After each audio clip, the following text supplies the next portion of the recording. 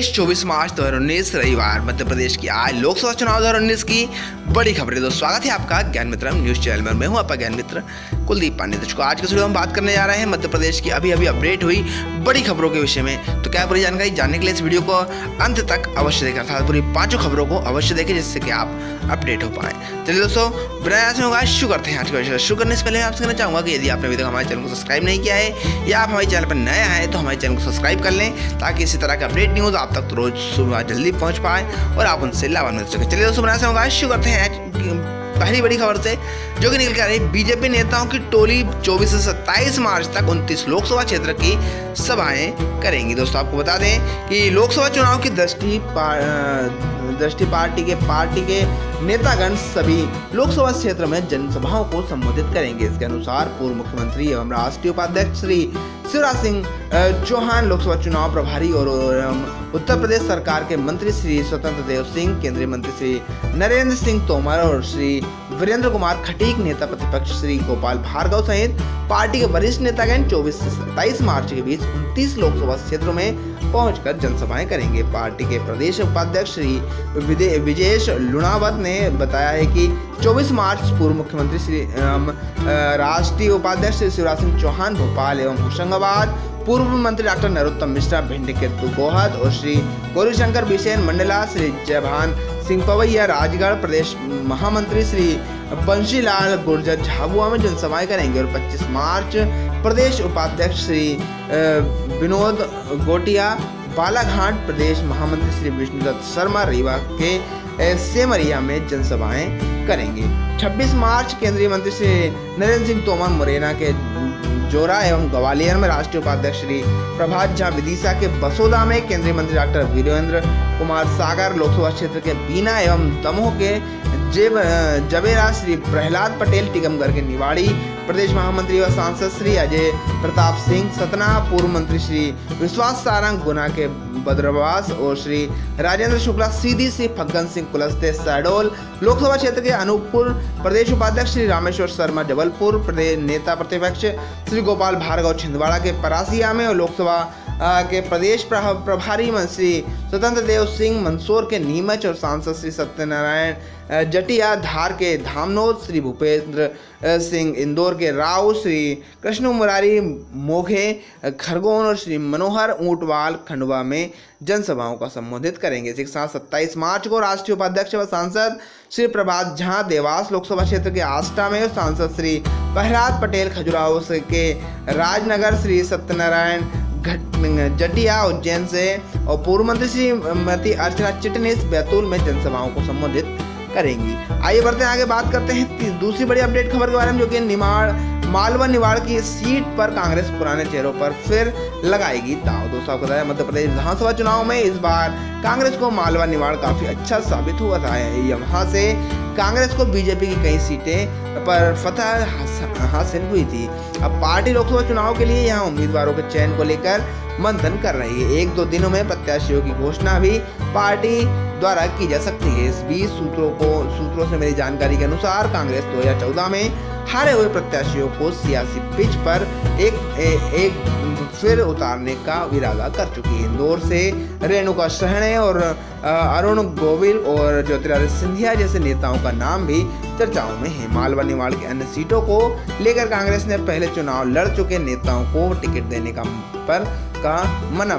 मन बनाया है। खंडवा संसदीय क्षेत्र से कांग्रेस अरुण यादव को अपना उम्मीदवार बना सकती है। वर्ष 2014 का लोकसभा चुनाव वे हार गए थे। धार संसदीय क्षेत्र से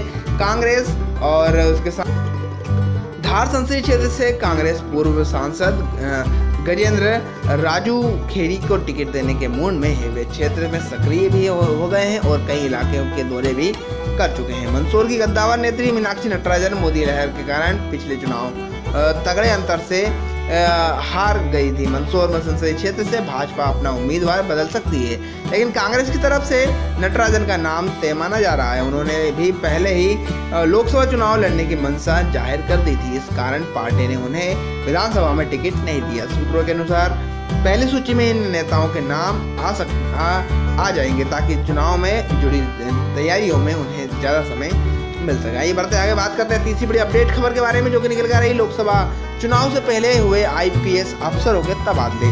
दोस्तों जान लेते हैं पूरे लिस्ट के बारे में कौन कौन के तबादले हुए हैं। तो आपको बताएं, मध्य प्रदेश में चुनाव से पहले एक बार फिर तबादले किए गए हैं। चुनाव आयोग ने के निर्देश पर राज्य शासन ने भारतीय पुलिस सेवा के अधिकारियों के तबादले किए हैं। मकरंद देउस्कर को IG होशंगाबाद बनाया गया है। वहीं डॉक्टर आशीष DIG को भोपाल देहात पदस्थ किया गया है। उसके अलावा संजय तिवारी DIG इंदौर देहात और सुशांत सक्सेना को DIG छिंदवाड़ा का बनाया गया है। आपको बता दें, मकरंद जो है देउस्कर जो कि अभी वर्तमान पदस्थ पुलिस महानिरीक्षक गुप्तवार्ता पुलिस मुख्यालय भोपाल में इनका पदस्थ है। और ये वर्तमान में नवीन पदस्थापना इनकी हो गई है। महानिदेशक होशंगाबाद में इनको ट्रांसफर किया गया है। इस प्रकार से हमने आपको पूरी लिस्ट सामने दे रखी है, आप उनको बता दें। आइए बढ़ते हैं, बात करते हैं चौथी बड़ी अपडेट खबर के बारे में जिसमें निकल कर रही कठिन सीट के फार्मूले के दायरे में आएंगे राजा के बाद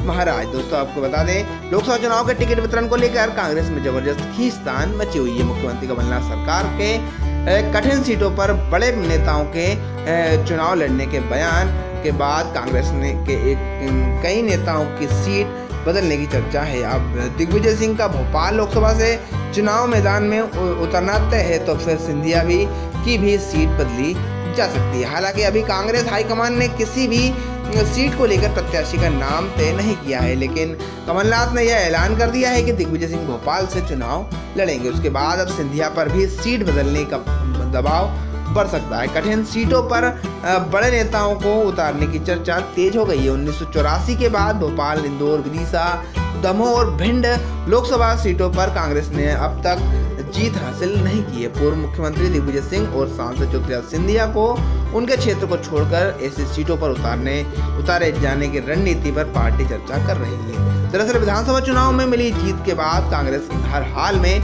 लोकसभा चुनाव में भी अपना प्रदर्शन अच्छा करना चाहती है, इसलिए पार्टी हर दिन हर सीट पर प्रत्याशियों के लिए मंथन कर रही है। लेकिन पार्टी का असल फोकस प्रदेश के चारों बड़े शहरों पर है। जब यह सीटें सालों में भाजपा का गढ़ है, जैसे भोपाल, इंदौर, जबलपुर और ग्वालियर सीट बीजेपी का दुर्ग बना चुकी हैं। कांग्रेस इस बार इन सभी सीटों या गढ़ों में सेंध लगाने की फिराक में है। दिग्विजय सिंह को भोपाल से चुनाव लड़ाया जा रहा है। अब उसकी नज़र सिंधिया पर है कि आखिर पार्टी सिंधिया को कहां से लड़ाएगी। प्रदेश की राजनीति में राजा महाराजा के बीच राजनीतिक विवाद किसी भी से छिपा नहीं है। कांग्रेस सूत्र बताते हैं कि दिग्विजय सिंह को कठिन सीट से उतारा जा सकता है, तो अब कांग्रेस का दूसरा गुट सिंधिया को भी कठिन सीट से उतारने की मांग कर सकता है। ऐसी स्थिति में सिंधिया को गुना संसदीय सीट छोड़कर अन्य सीटों से चुनाव लड़ाना पड़ सकता है। सिंधिया के ग्वालियर से भी चुनाव लड़ने की अटकलें तेज है। कमलनाथ चाहते हैं कि दिग्विजय सिंह और सिंधिया प्रदेश में अधिक समय दें, जिससे कांग्रेस को मजबूती मिल सके। यही कारण भी है कि सिंधिया यूपी की जिम्मेदारियों के साथ प्रदेश में कांग्रेस कार्यकर्ताओं के साथ मिलकर चुनावी रणनीति को लेकर बैठकें कर रही है। आइए बढ़ते हैं आगे और बात कर लेते हैं हम पांचवी और अंतिम बड़ी खबर के बारे में जो कि अभी अपडेट हुई है। निकल गया दिग्गी पहलवान के सामने प्रज्ञा ठाकुर ने ताल ठोकी। कौन है प्रज्ञा ठाकुर,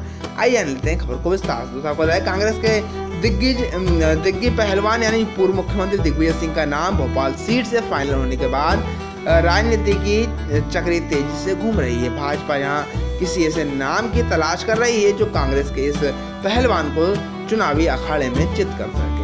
फायर ब्रांड उमा भारती को दिग्विजय सिंह ने जाल में फंसी है, अतः नजरें प्रज्ञा ठाकुर पर जाकर टिक गई है। प्रज्ञा ठाकुर ने भी लोगों की उम्मीदों के अनुरूप ताल ठोक दी है। दिग्विजय सिंह को और वहां से लोकसभा प्रत्याशी बनाए जाने के तुरंत बाद ही साध्वी प्रज्ञा ठाकुर ने उन पर हमला बोला है। उन्होंने कहा है कि दिग्विजय सिंह देश के दुश्मन है। साध्वी ने अपने खिलाफ चुनाव लड़ने की मंशा भी जताई है। भोपाल में साध्वी प्रज्ञा ठाकुर ने कहा है कि बीजेपी मेरी विचारधारा की पार्टी है और राजनीति में जाने का यह सही समय है। राष्ट्रवाद को लेकर मैं जन तक पहुंचूंगी। प्रज्ञा ठाकुर ने कहा है कि मैं देश के दुश्मनों को खुली चुनौती देती हूं और देश के दुश्मनों के खिलाफ संघर्ष करने को हमेशा तैयार हूं। मेरे जैसे राष्ट्रभक्त देश के दुश्मनों को मुंह तोड़ जवाब देने के लिए तैयार है।